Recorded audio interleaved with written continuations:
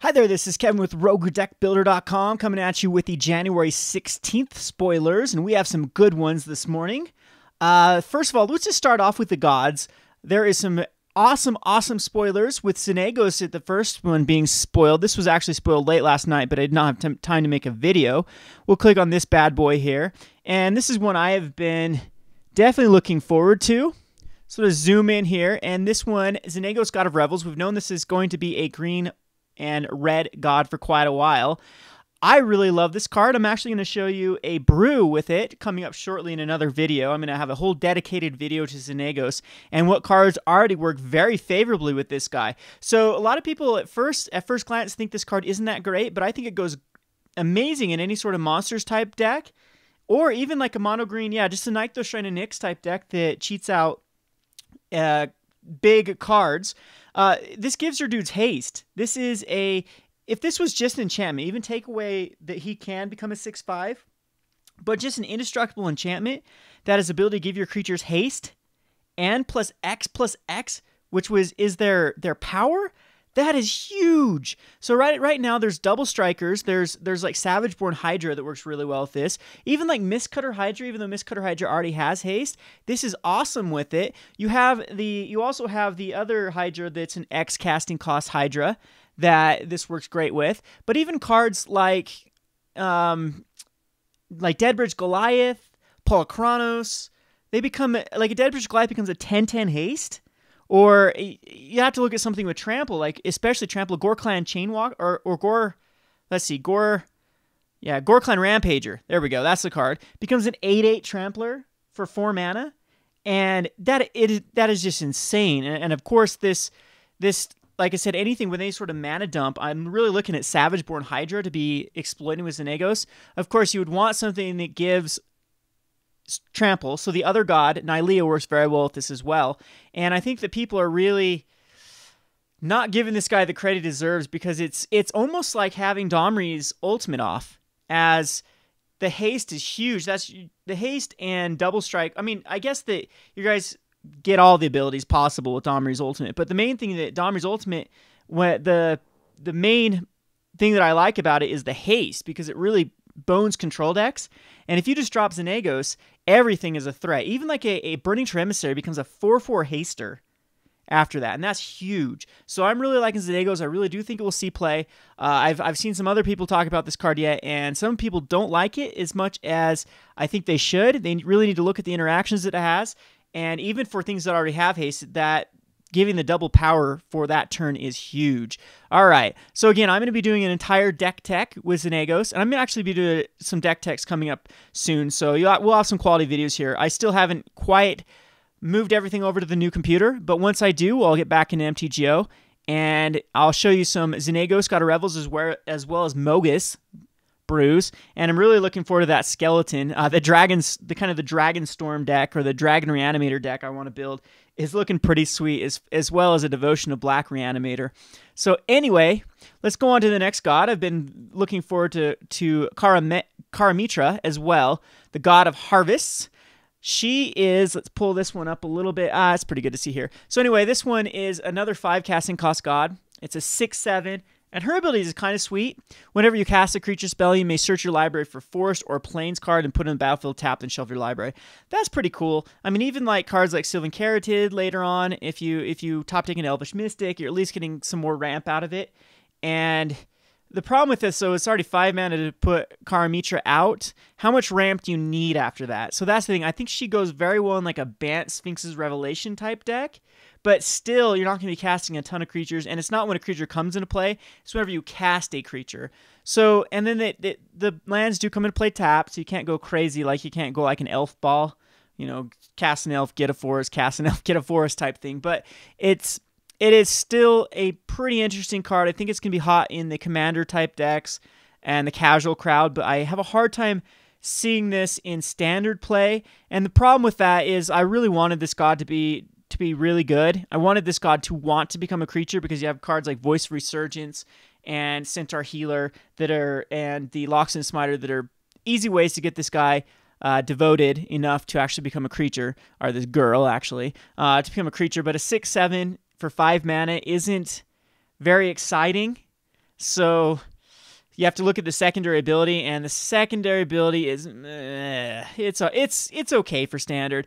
Again, this is something that pairs very well with higher end casting costs. I mean, Armada Worm might be pretty good with this, like, because it will help you find the lands. I mean, even like Angel of Serenity, maybe in a junk list, because you can actually get enough lands to cash Ashen Rider. But again, to me, that's just too mid-range, too late game to really make an impact. And you're not going to be able to use Kari Mitra probably until, turn 6. You'll be dropping another creature, and then the build only gets you a land. That is very lackluster compared to the other gods. So kind of disappointed in this one. I don't even see that I'll be brewing much with it either. We'll have to wait and see how this impacts standard. All right, so now the next one that I have not talked about is going to be, and this one is really, really awesome. Let's get down to it. It is going to be Searing Blood. Now, Searing Blood is a lot like Searing Blaze, and it's going to have the same problem as Searing Blaze did. When I used to run Searing Blaze in a burn deck in Modern Burn, the problem with it is, what if they don't have a creature out? You can't get that 3 damage to it. So it's 2 mana, but if they do have a creature out, and it does happen to be 2 toughness, or less if you can kill it some other way, this is an awesome card. But we'll have to wait and see how well this will impact. I mean, I'm kind of just liking Magma Jet just entirely better than Searing Blood or Lightning Strike, because it guarantees the 3 damage to the opponent. But Searing Blood, I mean, it probably will see play in burn. I mean, it definitely will see at least sideboard play in burn, because when it deals 2 damage to target creature, it's instant speed. That's actually very important. If that creature happens to die this turn, Searing Blood deals 3 damage to that creature's controller. So again, though, this could be a dead card stuck in your hand if you play it in a burn strategy, if they do not play any creatures. And then also, it has to be a creature you can kill. So say it's against Mono Black, they play a Desecration Demon. This card is going to be very lackluster because it doesn't deal the 3 damage unless you somehow kill the creature. So that's going to be the drawback. But again, this is a really cool card. It's a really cool uncommon. This set so far seems packed with uncommons. So far, we're not going to have another Dark Ascension / Dragon's Maze set. I was worried about those. What I mean by that is both Dark Ascension and Dragon Maze are so pitifully, there's no value in any one of them. In Dark Ascension, they reprinted in a dual deck, the only expensive card, and also Lingering Souls was in that dual deck, so it just killed the price of Dark Ascensions. You can buy a complete set of Dark Ascension on MTGO for like 40 tickets. It's so bad. And then again, Dragon's Maze, I've seen packs being sold at various vendors for as low as $2 a pack, because no one wants to buy them because there's absolutely no value in them. So I don't think that this set will be that way. I think there's plenty of value in the Born of the Gods. And these uncommons, the uncommons so far have been awesome. And Searing Blood, I think, it's a great card. It's not overpowered. It's perfectly balanced because it gives you scenarios they're, of course, the best scenario is a 2 toughness creature. You deal 2 damage to it, like an Ash Zealot, kill an Ash Zealot, and do 3 damage to the opponent. That's awesome. Or even like a Chanter's Phoenix. You kill the opponent's Chanter's Phoenix, you deal the 3 damage for it, and it doesn't feel like a wasted card because they're just going to get their Phoenix back. So really liking Searing Blood. Now let's go back to this Thassa's rebuff. And this is not what I wanted to see. Okay, I'm not going to be a hater here. Control probably needed another counterspell. This is just an insane counterspell, though. Counter target spell unless it's control plays X, where X is your devotion of blue. Actually, I'm going to take this back. I love this card because it's perfect, because I think that like a creature-based blue deck actually needs a good counterspell. And yes, we do have the one from, was it Gatecrasher Dragon's Maze, the counter target spell equal to power? I think that was out of Gatecrash. I'll have to see what that is. And that it wasn't as good, because what happens if you just had a 1/1, or I mean that's what happens in mono blue, is sometimes the power hasn't caught up yet. I mean, you try to swarm, and you try to swarm with a lot of 2 power stuff in mono blue, but Thassa's rebuff is going to be really good because it counters target spell unless its control plays X, where X is your devotion of blue, which, yeah, I guess on turn 2, Thassa's rebuff is only going to be for 1, and after turn 2, though, you have like a Frostburn Weird out, and then it's kind of like a mana leak. So this might see some play. Now that I'm actually thinking about it, like Esper Control is not going to want this. I mean, their only scenario is like if they have a Jace out or even like a Attention Sphere, but that's only 1 and 2 respectively. So I'm really not thinking this is going to see much play. We might see a couple of copies of this in mono blue, but I think there's just better things in mono blue. Mono blue is all about protecting your creatures, so Mysium Skin is like a counterspell in mono blue. But again, you might see this. They might bring this in against kind of slower decks.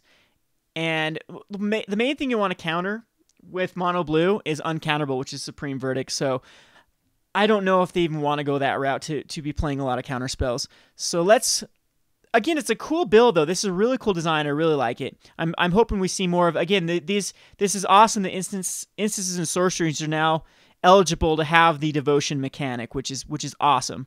So, and what I mean by that, before people get confused, is they can have this devotion in their card. I'm not saying they count towards devotion. That they can actually have the devotion mechanic in the spell itself. And so far, all we've had from the Theros is we had 1 land that could do that, which is Nykthos Shrine of Nyx, and a bunch of creatures. So, anywho, now we go to Bile Blight. In this card, oh, wow. I don't know, guys. I really think that this puts Mono Black between this and the new Infest. Puts Mono Black control over the top. They now have all the answers they need. Bile Blight's really good. This is like, it kills token strategies, completely decimates any sort of token strategies. A -3/-3 is actually very relevant in this format because it kills the Tuskers, Colonial Tuskers. It kills the Boros Reckoners. And Boros Reckoner is kind of a card that is difficult for black, with the ultimate price being the go-to removal. Again, Desecration Demon still survives from this. It kills Nightville Specters. It kills Pack Rats that are up to 3.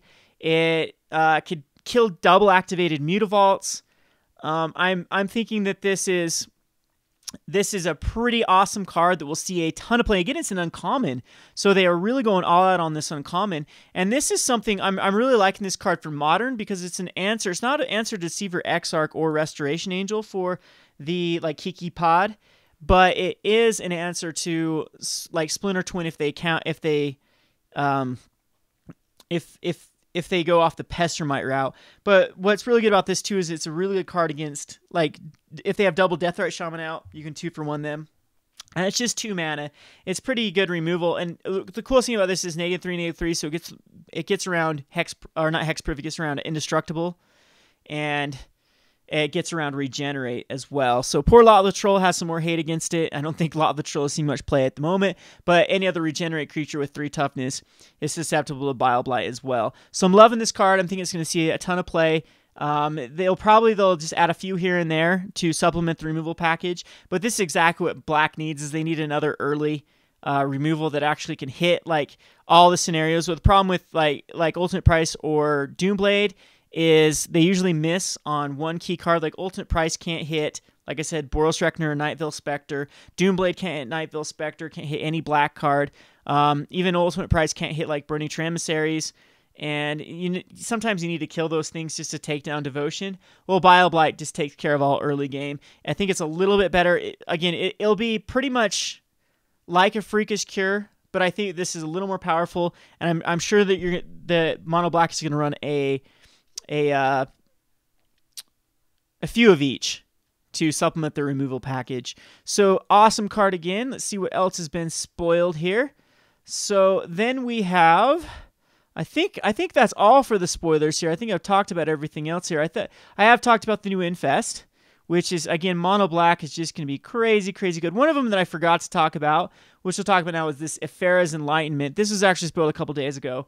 And then I just forgot about it. It's kind of this is a nice little brew card. I really like it for heroic. This is a great heroic enabler because you can keep returning it to your hand. And it puts the 1/1 counter on the enchanted creature. I just really wish that if the creature died, that it came back to the hand, not the other way around. Not that whenever creature enters the battlefield, you may return it. But I mean, it's pretty sweet because you can it gives you more spells, more heroic spells basically in your hand every time a creature comes into play. So even a card like the Acron Crusader that puts in a 1/1. So you throw this on your dude, and then you can immediately return it to your hand when the other one enters. Well, you'd have to find another way to have a creature actually enter the battlefield, but as soon as a creature enters the battlefield, you can throw it back on. So cards like Phalanx Leader, this is going to be really good with, as whenever you cast a creature spell, you can return the Pharaoh's Enlightenment and put it back on your Phalanx Leader, give all your guys +1/+1. And the Phalanx Leader still retains the 1/1 counter that originally Pharaoh's Enlightenment put on there. Really fun card. I don't know if it's going to actually be able to be standard playable. People are already talking about the combination with this, and the enchantments cost 1 less, the Heroes of Iros, because this will make him a 4/4 on turn 3, and you'll still have another spell to cast, or another creature to cast, because then you can chuck down a creature and then return to your hand and do it again the next turn. And this guy can get really big really quickly. So anyway, oh yeah, where's one other that was spoiled. The other uncommon bomb that was spoiled out of yesterday, or this morning, or last night actually, which is Unravel the Aether. This is so good. This card is nutty good. This is probably better than Naturalize will ever be. And this is an answer to gods. It's instant speed, 2 mana, very splashable. Choose target artifact or enchantment. Its owner shuffles it into his or her library. So this is huge. It gets around indestructibility.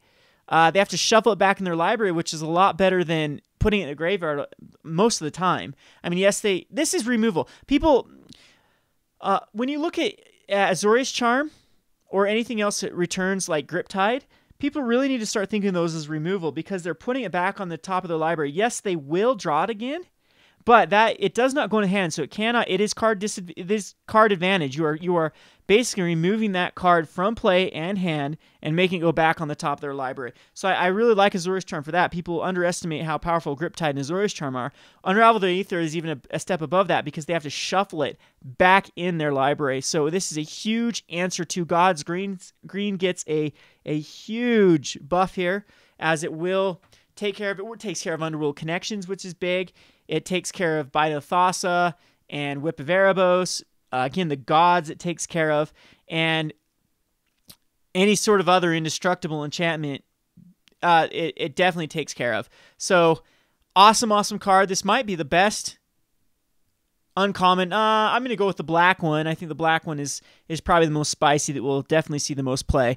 But this is a good indication of how powerful Born of the Gods will be. And I think most of these cards are perfectly balanced. I mean, this isn't a huge, like in Modern, this isn't a huge upgrade over Naturalize, and some will say Naturalize is just as good. They're both instant speed, both the exact same mana.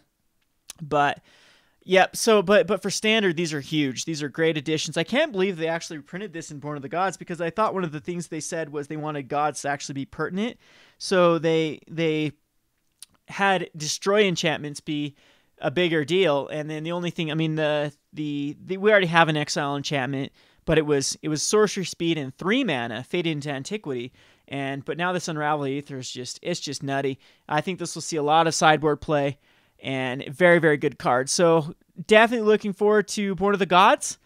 And yeah, so let me know what you think. Let me know what your favorite spoiled card is. I'll be doing a top 10 once we get all the spoilers, like I've done for the other sets. But right now, what I'm going to do is I'm going to get some files transferred over from my old computer on a new one. And I'm going to do a Mogis God of Slaughter deck, a Zenego's God of Revels deck. And I'm also going to brew with my favorite card so far spoiled, and you guys might disagree with me on this one, but it's just got so much flavor, which is Champion of Stray Souls. I've already thought about putting this in a Shadowborn Apostle type deck. Again, the sacrifice X other creatures seems very broken with tokens, so I'm going to try to figure out some sort of token strategy, put out a ton of tokens. I mean, you might even think about stabilizing with cards like Trading Post. Maybe the black Trading Post, they used to call it Black Post. It's a control deck. This might be an option in that, but sacrificing X other creatures, I really like this interaction with things that come into play and do stuff. So I've already talked about Scourge of Alcus, and also Grey Merchant of Asphodel and Aberrant Overlord.